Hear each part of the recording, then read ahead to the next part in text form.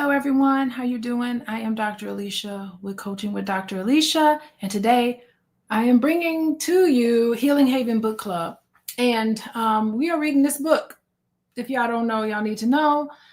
We are reading, where is it? How to Be an Adult in Relationships. Hold on. What's going on? Okay. How to Be Adult in Relationships. We're talking about the 5 Keys to Mindful Loving by David Richo. And if you're just tuning in, you can watch previous shows of the book club by clicking on the links in the show notes. So hello, Tara. How you doing? Welcome, everybody. Come on in and say hello to me. Hello, Michelle. How's it going? We've been meeting for quite some time, and we're on chapter 4. Chapter 4 is high romance. And today we are going to talk about not falling in love, but rising in love. So we'll talk about how we rise in love. It's not good to be falling. We don't want to be falling anywhere. So not good to be falling in love. Hi, Julia. Hi, Nigel. Denise, how you doing?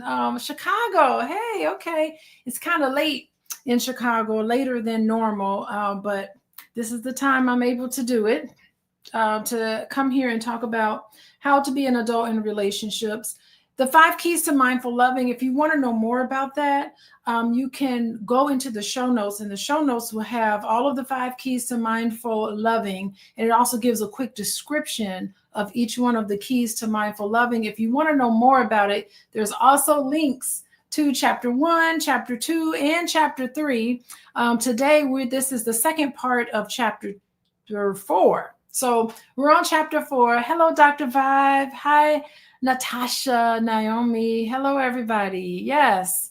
So let's see, before we get started, I just want to let everybody know, if you want to know when I'm going to go live, of course, you can always subscribe to the YouTube channel. Several YouTube channels I'm streaming to, but you can subscribe to Boyce and Alicia TV, of course, Fly Nubian Queen TV, but you can also, let me look and see if I can find, you can also text the word love, LOVE, to 87948, and then you'll get a message every time I go live. So I am going to go live next Sunday, even though it's like on the eve of our holiday Thanksgiving, but I will go live then. So hello, and we're going to get right into chapter 4, the second part of chapter 4, which is we're going to be talking about how to rise in love, not fall in love. We ain't falling in love. We're rising in love. So if you want to get started, let's jump right in. Page 114. Page 114 starts where we're talking about rising in love. So here's what he's saying that romance is one of the high points of a human life. So, hey, romance is beautiful. It's a high point of human life. It is a deeply moving experience of joy to be cherished and appreciated with gusto. The reason for joy is simple. What makes it so joyful? Hi, Zara. How you doing? What makes it so joyful? It's the 5 A's are flowing in both directions. So that's the beauty of the whole falling in love or rising in love, is that all of the 5 A's. Y'all know the 5 A's?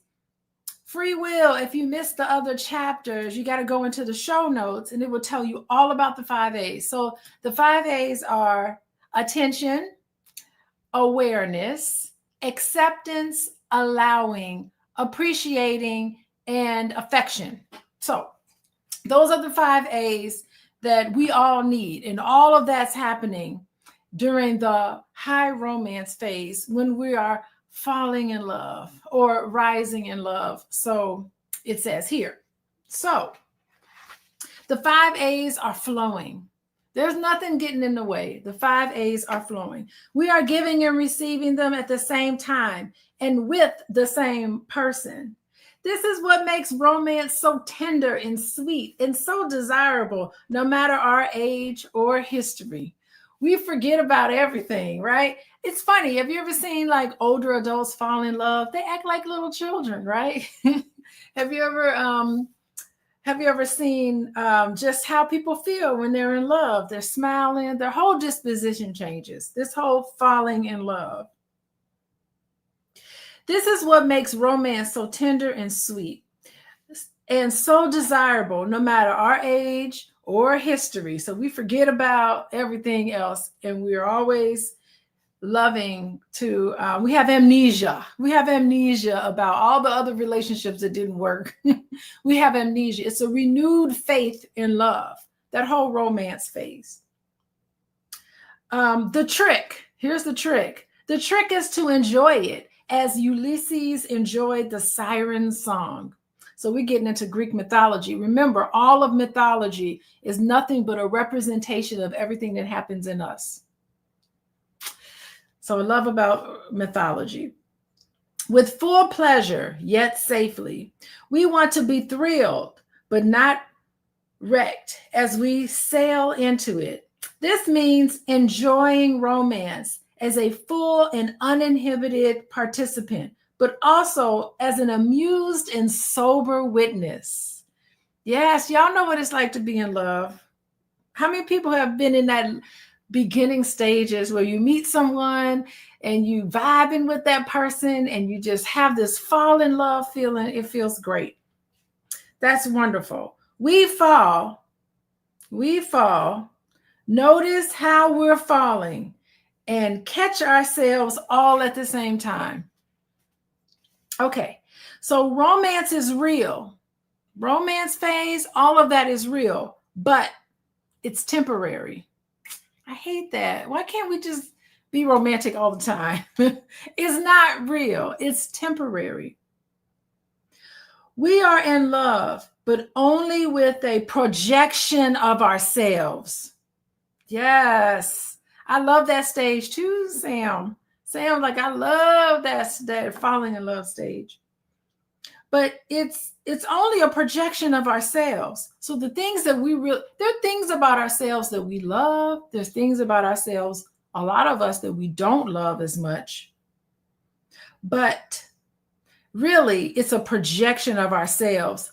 I think that's fascinating because that falling in love stage, what's the normal thing? What do people say when they're falling in love that lets us know it's a projection of ourselves? What is the one thing? Let's see if anybody in the chat can say it. Hey, GMB Heath, do you know what is the one thing people say when they're falling in love?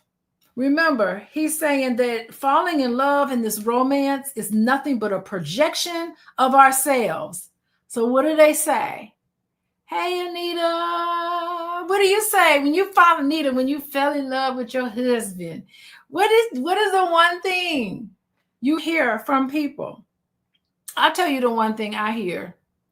We have so much in common. Parish, fellowship. Hey, okay, fellowship, Perry, fellowship, love, love, love. Yes, we have so much in common. That's a phrase that I hear quite a bit. When people are falling in love, people say, oh, we just got so much in common. There's so many things that we have in common. Yes, I can't be without you. Of course, because all you see is what you love about that person. That is so true. Yeah, it is true. We have so much. There's so much we have in common. It's a reflection of yourself. So all you do is see these positive aspects of yourself. But it's not altogether the accurate picture of the other person. So you have to keep that in mind.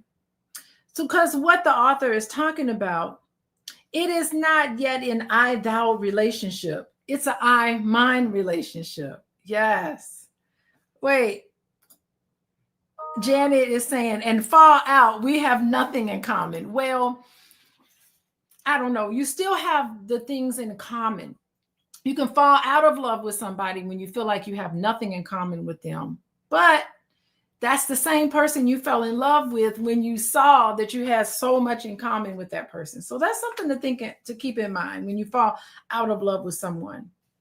But what the author is saying here on page 114, The shadow side of the other has not yet appeared at this point. The shadow side of the other has not shown itself yet.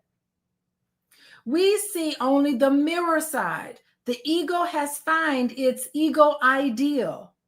As psychiatrist Irvin Yacom says, in romance, you see the reflection of your own beseeching gaze. A mirror can only give us an image, not a reality after all. This is the origin of the expression, love is blind. But love is not blind. It sees and faces all. It is romance that can be blind. When it sees only what it needs to see. It sees only what it needs to see. So what happens to those red flags? Sometimes we ignore the red flags, right? We start seeing aspects. They talked about the shadow side of the other. We don't see the shadow side of the other, right? We only see the positive, the green flags. Thus, we can be in love without really loving, without being committed to giving the 5 A's. So you're giving the 5 A's, but there's not necessarily the commitment, which we can only do with a real person we know fully. You can only really give the 5 A's after this falling in love, because you're not really seeing that person for who and what they are. You're seeing a mirror reflection of positive qualities of yourself. You're not paying attention to the red flags. Why not? Well, first of all, hopefully you would have read chapter 3. So before you fall in love with someone, hopefully you've screened out people who aren't ready to be in a relationship, and you're having a romance with someone that you're actually ready to be in a relationship, and you've picked somebody based on chapter 3. So go back to chapter 3, and let's just assume that you did all the work in chapter 3 to pick a person who's available and who is ready to be in a relationship with you, and they're ready to work on any of their issues in the past, right? So we went through that in chapter 3. But you're falling in love with the mirror of yourself. And I think that's fascinating. One thing I will say about that is that he talks about the shadow. He said the shadow side of the other has not yet appeared at this point. What does he mean by that? I think he means like in relationships, especially romantic relationships, we're just enveloped in a glow of positivity, and we have an idealization of what we want our relationships to be. So at this stage, each partner views the others through this filtered lens. And a lot of it has to do with attraction. You're attracted to that person, but you also look at their appealing qualities. You see their strengths. You admire things about them, right? So you're seeing the positives of that other person. It's commonly known, sometimes I would call it the honeymoon phase. The author here, he's calling it the romantic phase, but I call it the honeymoon. And the honeymoon happens, it's beautiful, right? But shadow aspects, like some of your flaws, some of your insecurities, some of your vulnerabilities, they're not quite evident. So hiding behind this kind of veil is all of these not so positive flaws, right? So the shadow side kind of remains obscure. We don't really know what the negatives are, what the flaws, because no one's perfect, right? Oh, I think I fall in love with the perfect man. Well, okay. you know, they're putting their best foot forward, as they should. So sometimes there just hasn't been enough time. If you think about it, when you're falling in love, sometimes there isn't enough time because that romantic phase happens at the beginning. There's not enough time to see that person's flaws. And another thing is that there's not enough situations. So when you're falling in love and you have this romantic phase, you're just so in love with a person, it's really important during that time you start introducing them to your friends. You start going on vacations with them. You could take them out and observe. So sometimes there hasn't been enough opportunity for some of the flaws to show up. So all you see is the positives. Oh, y'all got it? Okay, so that's why we fall in love with the positives and we don't see the negatives because they haven't been shown yet. There hasn't been enough time to show some of the negatives. Yes, Karen's like, you're meeting the representative. Now, hopefully that person's not deceiving you. I mean, most of us, when we fall in love, outside of like toxic, narcissistic sort of abusive relationships, let's just say this is just a normal falling in love phase. Hopefully the representative is closely tied to who and what they are, right? You don't want to meet a false representative where they're just like manipulating you. Let's just take this out of the equation. But you are meeting their representative, and we would hope to think that the representative is a true reflection of who they are, okay? Given the flaws that will inevitably show up. So flaws are going to show up. It's inevitable. Okay. Love is fun. Who said that? We're agreeing with someone. Love is fun. It should always be fun, right? Sometimes it's not so fun, but I would love to think that it's fun most of the time. So, hey, everybody who's just joining us, say hello in the chat. Oh, I said your name correctly. Yes. I'm glad I did. But we are reading How to Be an Adult. Can you see it? How to Be an Adult in Relationships. It's the 5 Keys to Mindful Loving by David Richo. By the way, I got to talk to David Richo about 2 weeks ago, and you can find, if you go in the show notes, you'll find a link to the author, and you get 70 years of therapy talk. He's been a therapist for 50 years. I've been a therapist for over 20 years. So you get over 70 years of information. And we had a really good discussion about the 5 keys to mindful loving and how important it is and healing it is in relationships. So take a look at that video. And if you want to see some of the old videos that I've done to bring you up to speed, if you're just joining me, you can go to the show notes, and all of the links to all of the book clubs are in the show notes. So you'll be able to see it. You'll be able to follow along. But today we are talking about chapter 4. This is the second installment of chapter 4, and it's all about romance. Okay. So we've been talking about the shadow side. You put your best foot forward. You don't have a chance to see some of their flaws because it hasn't been enough time. It's the honeymoon phase. It's the beginning phase. So you haven't had the time to see that. And so before we start, I want to say hello to Aaron. How you doing? I want to say hello to Jacinia Jackson Graves. Hey, love is blind. Oh my gosh, it is. Love is blind to some of the flaws. Sometimes sometimes you do. I mean, I even think, even in more long-term relationships, you need to pay attention to the positive qualities, even in the long term. When I work with couples, I try to encourage them to just pay attention to some of the positives, because some of the not so fortunate qualities about your partner, there's nothing you can do about it. Just emphasize the positive. So there is merit to the idea of focusing on the positive and not being so deficit and so negative with your partner. So yeah, that also is true. I mean, there's some caveats in there for obvious reasons. You don't want to sweep problems under the rug, but at the same time, you just can't. Rome wasn't built in a day. You can't fix everything. Okay, so let's move along. We're talking about the shadow side. Okay, let's see, where did I end? Oh, okay. None of this represents a fault in us. Okay, the fact that we fall in love this way, this is how humans love. It's not our fault. This is how we're designed. This is how we're made up to have this romantic phase. Projections are established precisely to be transformed. Images are read.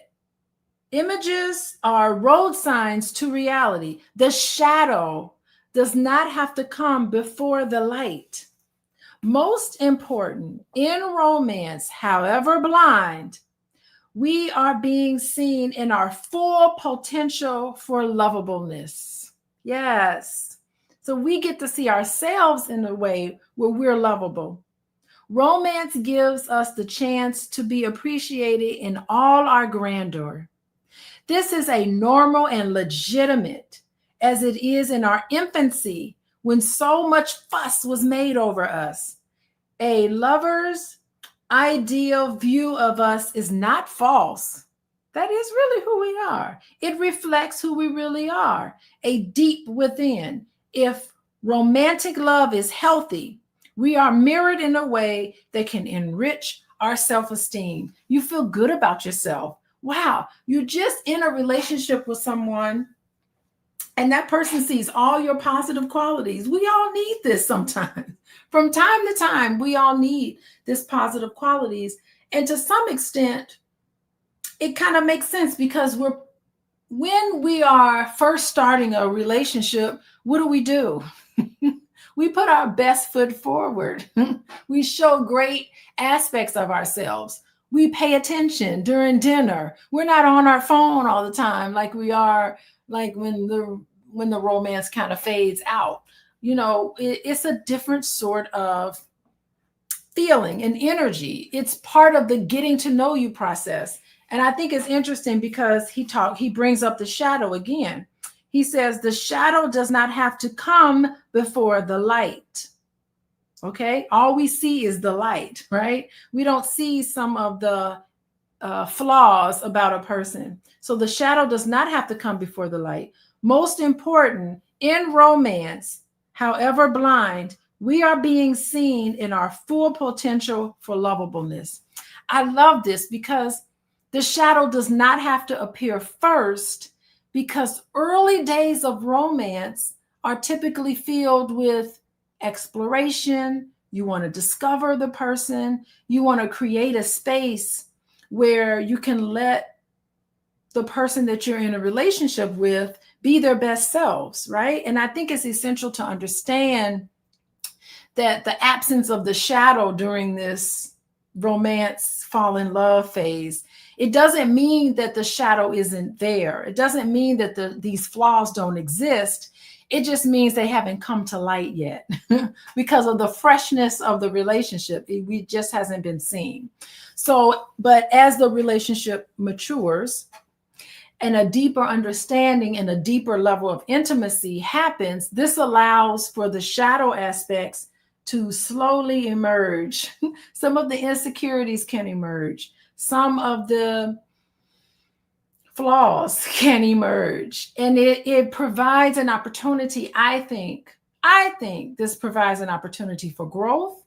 It provides an opportunity for you to be adaptable and to you have an enriched connection, a more accurate connection with this person. It's saying, wow, they have all these wonderful qualities, but wow, they also they're not as perfect as I originally thought, right? So it allows you to see the entire person for who and what they are, and then pushing through that.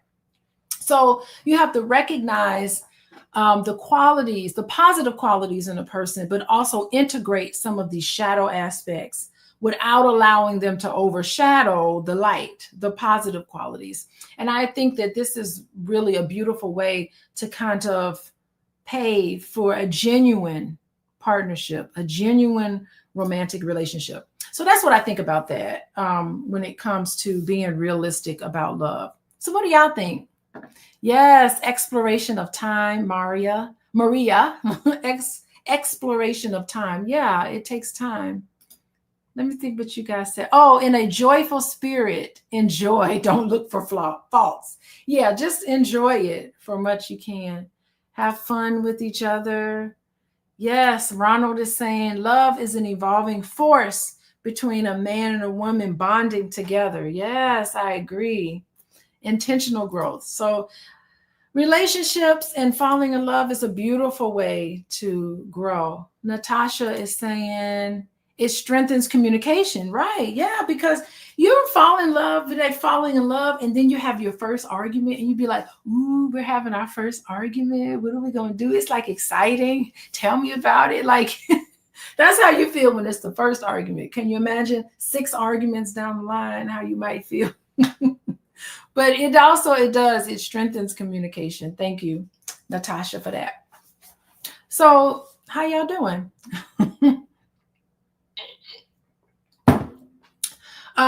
Welcome everybody. I want to remind all of you all to really do text the word love to 87948, and you'll know whenever I go live, even in the middle of the night, like tonight. Tonight is the middle of the night, and I'm live here talking about David Richo's book, How to Be an Adult in Relationships, The 5 Keys to Mindful Loving by David Richo. If all of us followed everything in this book, it will create a very healthy society.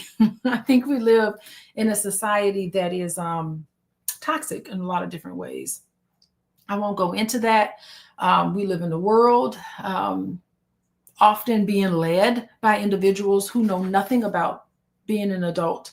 How to be an adult in relationships when it comes to everything, when it comes to business deals, when it comes to interacting with each other, when it comes to parenting, when it comes to all the different ways we interact with each other, all the different ways politically we need to be treating each other, where we can honor and respect each other, but also have boundaries around it. I think that would be very helpful for the world. Pray, travel, eat. Yes, you need this book. Go and get this book. It's in its 20th edition. So the book came out over 20 years ago. So it's still in a second edition. So I think that's great. Rhonda, yes, it's a great read for sure. So if you have the book with us, we are moving on. We are on page 115. Okay, so they say, on the other hand, oh gosh, there has to be another hand. On the other hand, our first romance made us a seductive promise. Our original unmet needs, the 5 A's, can at last be met. This is probably the cruelest illusion of romance, because in that romance stage, you're getting all of your needs met. I can get off scot-free.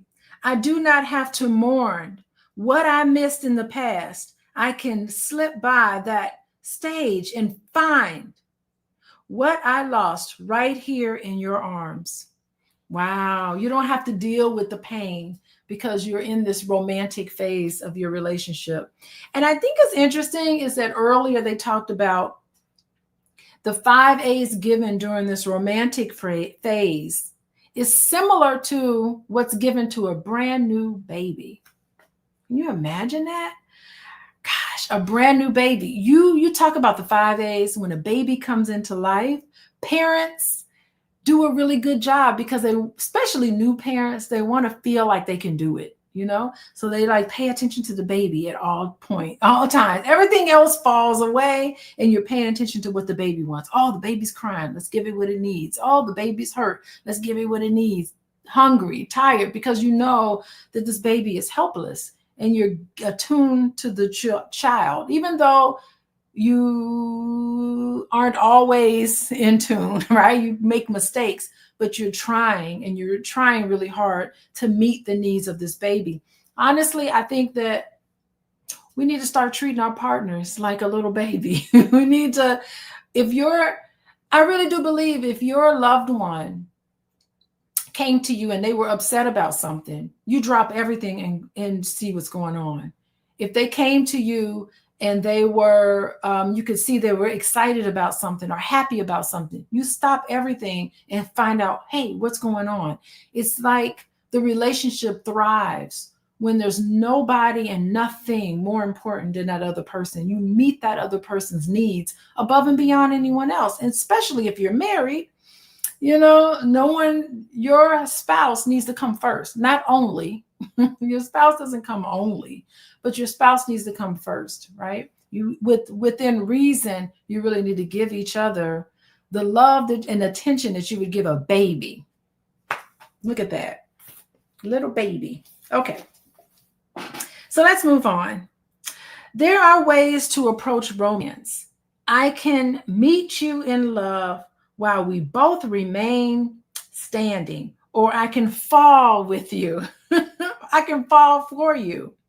To fall is to get hurt or to be in danger. Yeesh. Oh my gosh. That's when you're being vulnerable, right? To fall is to get hurt or to be in danger. We may say fall into a coma, a fall from grace, and the market falls. To speak of falling in love implies powerlessness, permission to go out of control, to be foolish, to become the slave of emotions, to be carried away as if no longer in possession of one's faculties. Love is a conscious tie, but not bewitching trance. So you don't want to be stupid in love, right? You don't want to be in a trance, but you want to be conscious of the fact that, this is the reality of things, and not to get carried away with something unrealistic. Yet real love doesn't happen by accident.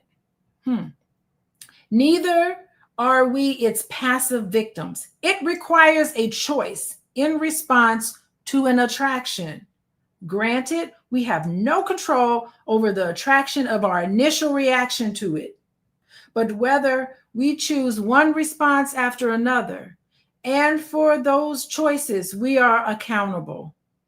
So you have a choice in this, to make the choice to be with this person. We always have the power to make them responsibly and consciously. So don't let yourself get swooped up. Don't be in the fall in love phase, be packing up your stuff and moving across the country. Don't be leaving your whole life behind because you're in love, right? You think you're in love. Conscious awareness, yes. Natasha is bringing that up.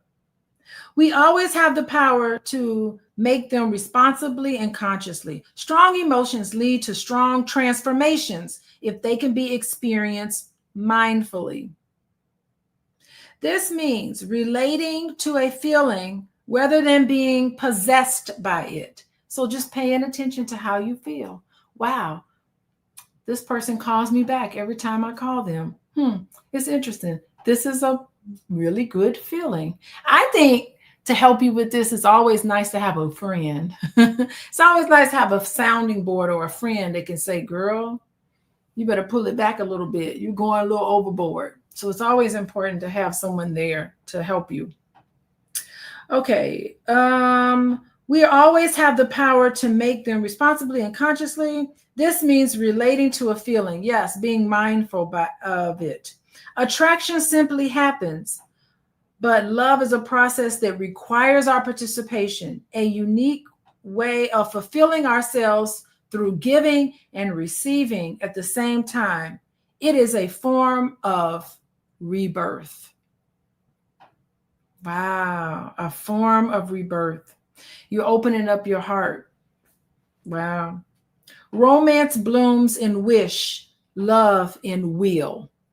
In romance, we think, I am contained by you and you by me. We are finding or rediscovering the 5 A's we sought in our primordial relationship. I always wanted to be loved like this. Now that I have found it, I never want to let it go. And I believe I will never have to because of how powerfully I feel it's nourishing between us. It feels so strong, it must be real and will never change. Actually, the heart of the illusion is contained in that last statement. Strong does not mean changeless, only empathetic. Only empathetic. Yeah, I mean, that falling in love stage is definitely interesting. Gosh, it is really interesting. I think and I've seen this in other people, and I think that I have it in my own marriage. Like, there are times where that whole giddiness, that beginning giddiness feeling that I felt toward my husband, I sometimes still feel it. It's really strange. The whole romance thing, the butterflies in my stomach, I still feel it. It's weird. It should have gone away by now, but it hasn't. I still have that sort of giddy feeling. It's been what, 7 years? I don't know. It's been a long time, but it's still there with us, with me, I guess. I can't speak for boys, but it's still there for me. The kind of butterflies in my stomach. I don't know what that means. What does that mean? Zara says your nurturing nature makes you an incredible partner. I don't know. I think so. I know I can be too much. I can be overbearing with my nurturing. So I don't know. Interesting. Okay, so let's move on. Romance is exuberant and a valuable experience. To the extent that we can enjoy it without becoming addicted to it. Romance is the best way to begin a relationship and is a bridge to a more mature commitment. Okay, so romance is a bridge to mature commitment. But we should not be surprised that it does not last. It is a phase that builds a bond, but it is not a mature bond in itself. Nature. Oh my gosh. Nature designed romance to bring people together to mate. So this is nature's way of getting two people together so that they can mate. So the romance is fake. It's just a way for evolution to keep the genetic genes going. Oh, that's tricky.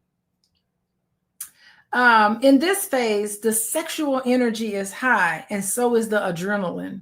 However, contained high adrenaline levels lowers our immune response and eventually undermines our health. So basically, it's unreal. We can't continue in this high romance phase. We won't live long if we continue that, right? The adrenaline is not good to keep going, and it's just not good for our immune system. Thus, in the best interest of our health, our physical health, romance lasts only as long as it's needed for sex and procreation to occur.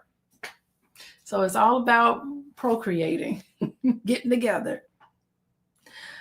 I know he can be affectionate and close because he was that from the beginning.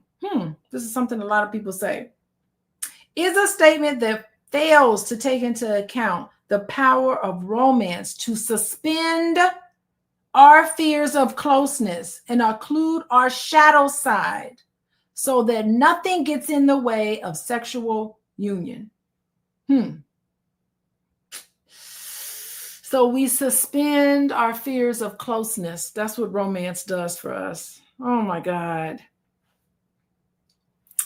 Jeez. Okay. Suspend our fears of closeness and also gets rid of the fact that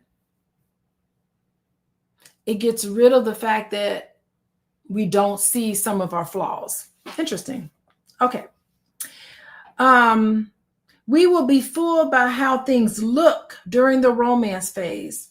We feel betrayed when the glow fades and our partner returns to his original fears, priorities, addictions, and basic instincts. Our partner is not lying, only falling in love and falling out of his usual character. So this is why you need to take time in relationships. Even during the romance phase, you still need to be mindful. You still need to know this is normal and I need to give it some time, because it could be that person's not really acting like their true self. So it could be that as soon as that person falls out of their usual character, they're falling out of their usual character, which is helping them to fall in love with you. So you do have to be mindful of that trick.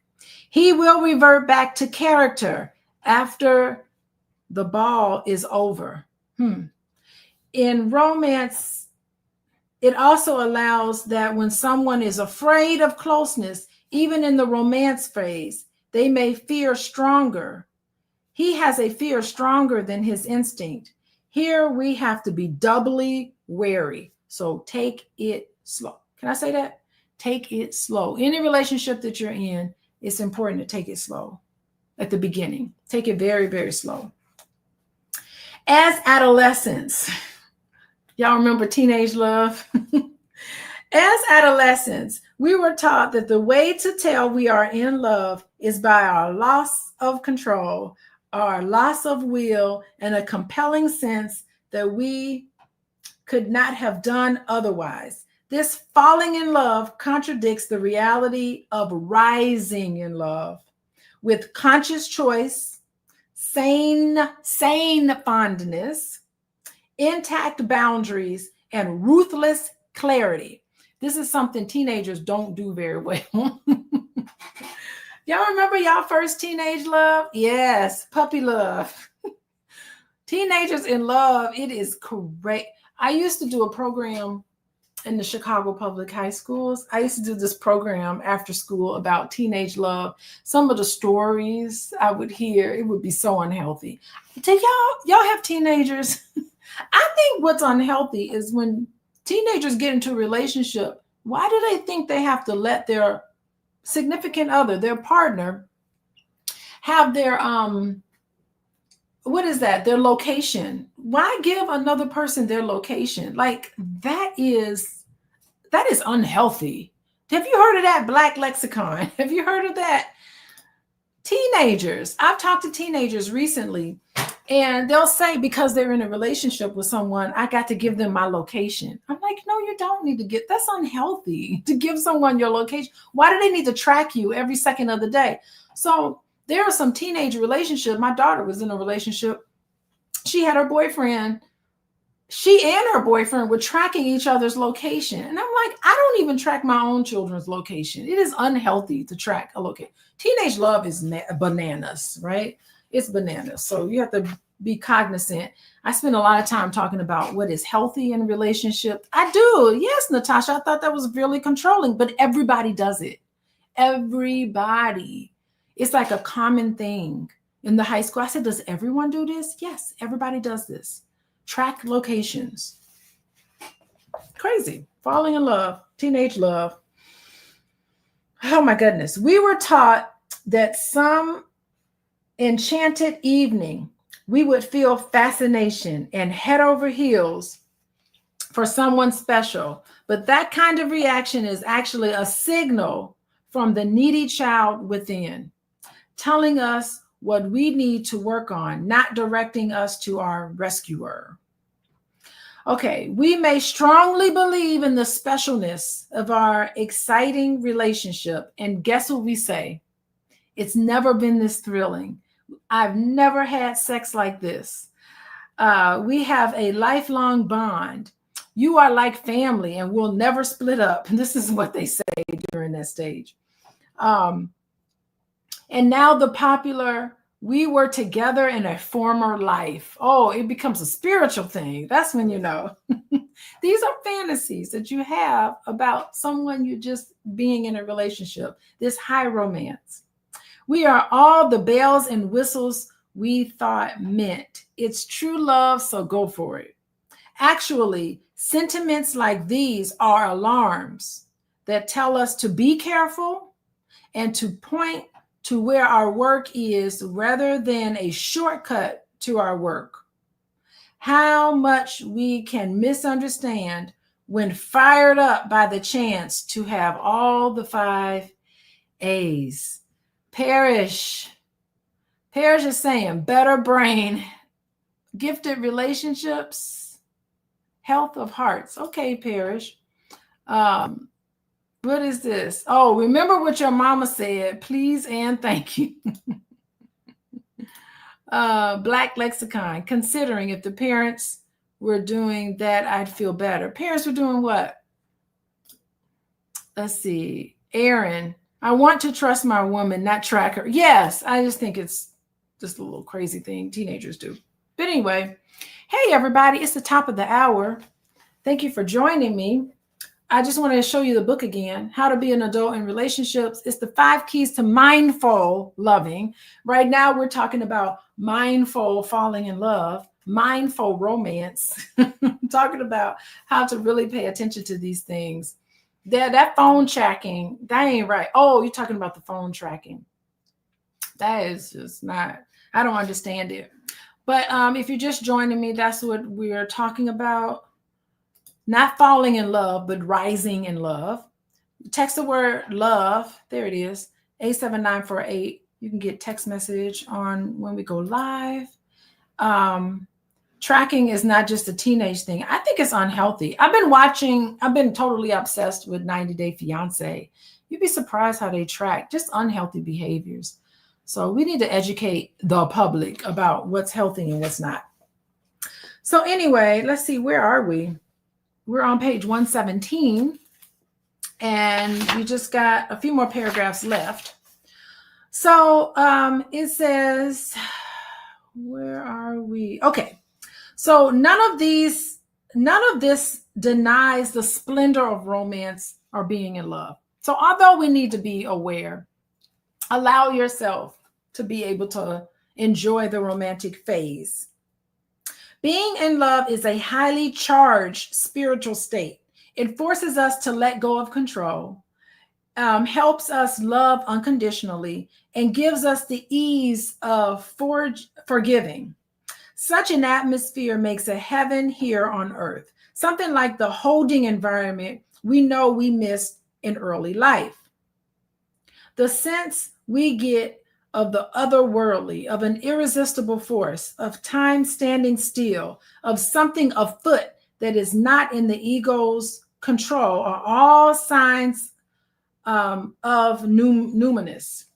The words we use to describe romance, like religious words, come from the vocabulary of the supernatural.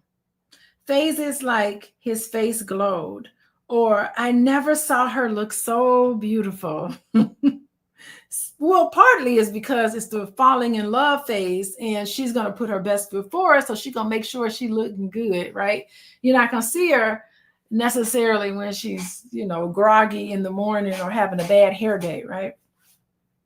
Speak of a spiritual reality that simultaneously transcends and embraces our sensibilities. Even in the trite expression, together in another's lives, give a clue of our intuition that something powerful and full of grace is happening within us. Romance transports us to a world of soul. So it is no wonder that a partner, they may be called what?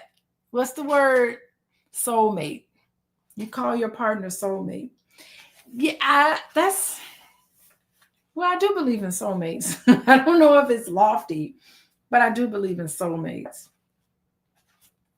I don't know.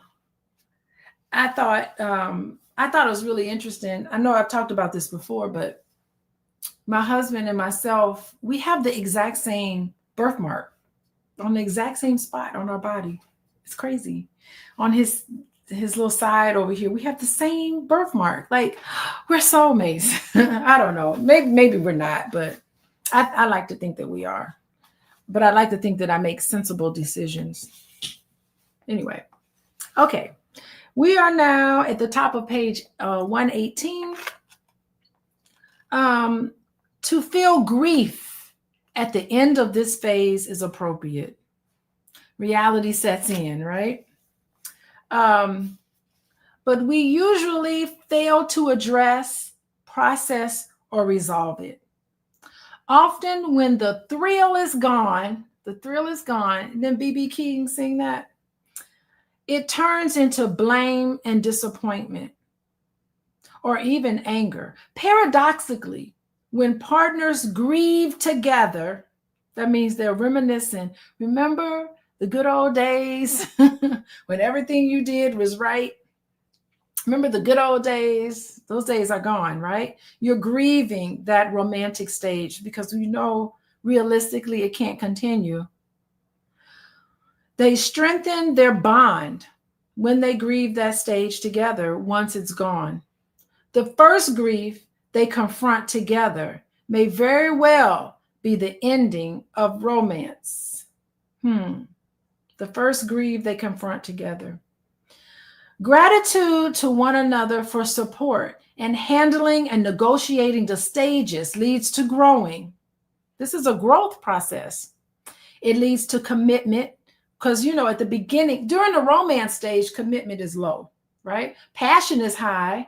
Passion is high, but commitment is low. So once you get into past the romance, the honeymoon stage, start having gratitude for each other's support and handling and negotiating stages leading to growth, commitment, and mutual respect. Letting go of one stage and shifting to another establishes an adult connection to a basic condition of our human existence. The ever-changing and ever-renewing nature of reality. Everything has phases. The biggest risk is to trust that these conditions are all I need to be myself, said the Taoist sage Han Hong. Han Hong. I have to look him up. I've never heard of him before. And I love Tao. I like Taoist thinking. I like fusionism. Fusionist way of thinking, but I like Taoist thinking too. There is actually a phase preceding romance. So he's bringing up a phase that precedes romance. It is investigation, the subject of the previous chapter. So chapter 3 talks about the investigation piece. So you need to do the investigation to make sure that this person is worthy to be fallen in love with, right? This is a time to ask for disclosures of all kinds. Ask about past relationships and what worked, what did not work for them. The wise gold miner wants to see what pans out before he yells, Eureka. Yeah, you don't want to have fool's gold. You want to make sure you're mining the gold, mining things to make sure that it's real gold. It's a real relationship. That person's being honest and open and upfront with you. Because you don't want to yell, Eureka, this is a relationship, and that person's not what they say they are. No one would think of hiring someone for a job without checking references and carefully interviewing the candidate. Hello. Yet we often hire a partner without much inquiry, except from parts of our body that do not always make the wisest assessment. I'll leave that up. Y'all know what I'm talking about. Okay. Or from feelings that say more about our neediness than about another's gifts. So you're basing a relationship on physical, how you physically feel, or the fact that you're needy may not be the wisest choice. Here is a paraphrase of a scene in the 1938 film, The Adventures of Robin Hood. Maid Marian says, "How do you know you are in love?" And Bess is her servant. Bess says, "Your legs are weak as water. You lose your appetite." Then Marian Maid says later to Robin Hood, "Hey, I do love you, but for now, I remain here to be of service to England rather than come with you." So Marian Maiden was saying, yes, I recognize the fact that I love you. I recognize you're so wonderful, Robin Hood. However, I'm going to be sensible. I'm going to stay behind and take care of my responsibilities. I'll see you when you get back. Don't lose yourself in a relationship. I think that's where the author is going. So he goes on to say, Bess describes the romance that disregards everything except sensation. So you can't just focus on sensation. You can't trust a big butt and a smile. Is that what they say? Can't trust sensation. Maid Marian describes the love. Maid Marian describes the love that respects both passionate feeling and sensible priorities. She has not fallen in love and become less conscious of her own life's purpose. So she's got a purpose in life. She's not going to let it all go because she fell in love. She has risen in love and become more conscious of her deepest needs, wishes, and values. Love is our identity, and healthy loving is how we put it into practice.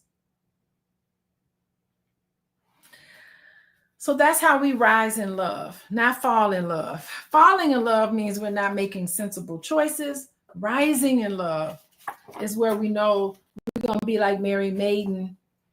We're going to say, we love you, Robin Hood, but you carry on your quest, and I have my own quest. We will meet again.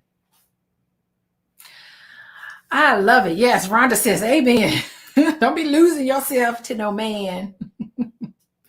And men do it too sometimes. They do foolish things when they're in love. So this is good. I like high romance. High romance is a phase. I think the biggest takeaway, high romance is a phase that we go through. We see the mirror of ourselves, which is all of our positive qualities we see in another person. That's why you see what you have in common. So it's important to understand that, to be mindful and sensible about it, and don't get carried away into this phase because it feels good, because we're giving the 5 A's and we're receiving the 5 A's, and that feels good. And that's what high romance is about, and you should enjoy it. So anyway, I think I'll be back next week. We'll talk about, what's the topic next week? When romance is addictive. Whew, we're going to talk about addictive love. How about that? So, okay, you guys, this is how to be an adult in relationships. Check the show notes because you can see all of the old videos. You got 1 week. I'll be back next Sunday. You got 1 week to go through all the videos so that you could be caught up to the book. And again, for the last time, I'm going to really encourage you. I think it'll be really helpful. Text love to 87948. And then you'll get a message from whenever I decide to go live. Who knows what the time will be next week. But I got a very busy schedule on Sunday, and I see a lot of clients on Sunday. So I build this in to my regular Sunday routine, and I enjoy it because I love reading. But anyway, I want to thank you all for coming in. Thank you, Ronald. Thank you, Dr. Vibe. Thank you, Black Lexicon, Rhonda, everybody else out there. And if you want to reach out to me, you want to work with me individually or with couples, and you're out of the romance phase and the reality starts hitting in, you need to grieve that romance phase, you can contact me at coachingwithdralicia.com, and I'll be more than happy to work with you. Goodbye, everybody.